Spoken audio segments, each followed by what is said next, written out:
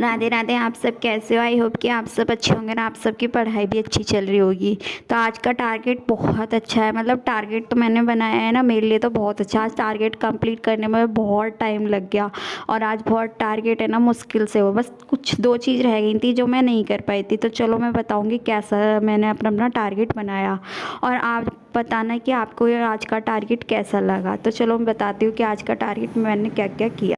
तो आज का टारगेट ये था, आज 9 जनवरी 2025 थी, जिसमें इंग्लिश में, मैथ्स में, जीएस में, रीजनिंग का जो टारगेट था। पर है ना, मतलब मैंने सोचा था कि मैं जीएस की बुक डेली रिवीजन करूँगी, मतलब पढ़ूँगी एक टॉपिक छोटा सा।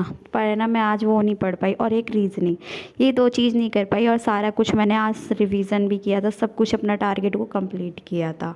तो चलो बताती हूँ आज का टारगेट मैंने कैसे कैसे किया। सबसे पहले मैंने करंट अफेयर्स देखी, तो करंट अफेयर्स नहीं थी, फिर मैंने वोकैबलरी पढ़ी। जितनी भी समय मैम ने वोकैबलरी करी थी वो वोकैबलरी करी।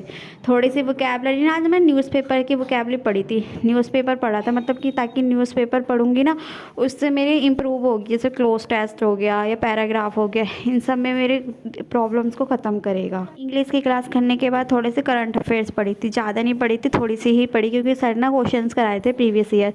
तो जो सर ना रिपीट मतलब फास्ट करा रहे थे, तो मैंने ज़्यादा नहीं पढ़ा था, क्वेश्चन थोड़े से ही पढ़े थे। मैंने कहा कल कर लूँगी थोड़े से क्वेश्चन, तो फिर मैंने इसलिए छोड़ दिए थे आधे।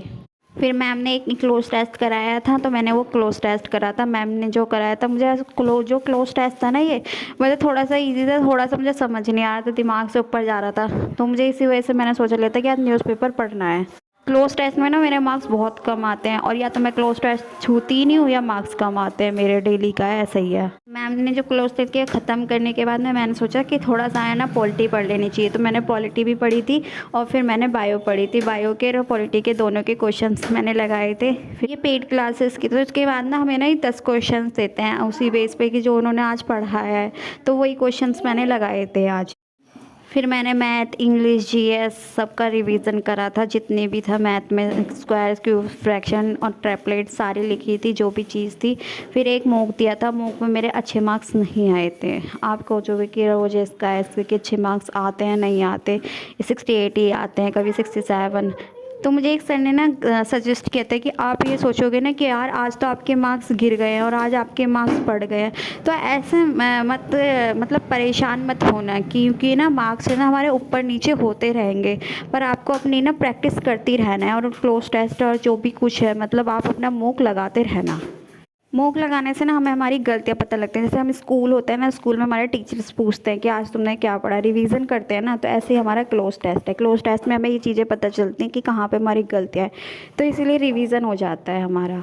फिर उसके बाद में मैंने मैथ का ना एनालिसिस किया था, जो भी मैथ में मेरे क्वेश्चंस गलत थे, फिर कहाँ गलतियाँ थी, सब चीज़ों का मैथ का एनालिसिस किया था बैठ के मैंने। और उनके क्वेश्चंस भी देखे थे कि कहाँ पे सर ने कराए थे ना, वो ही देखे थे। एनालिसिस ख़त्म करने के बाद में मैंने परसेंटेज और मैंने ट्रिग्नोमेट्री दोनों चीज़ करी थी, और इसके क्वेश्चंस की वीडियोस देखी थी, थोड़ी सी स्ट्रैटेजी के पढ़ी, दोनों चीज़ पे ख़त्म, सब कुछ टारगेट को ख़त्म करने में मुझे रात के 2:45 हो गए थे, 40-45।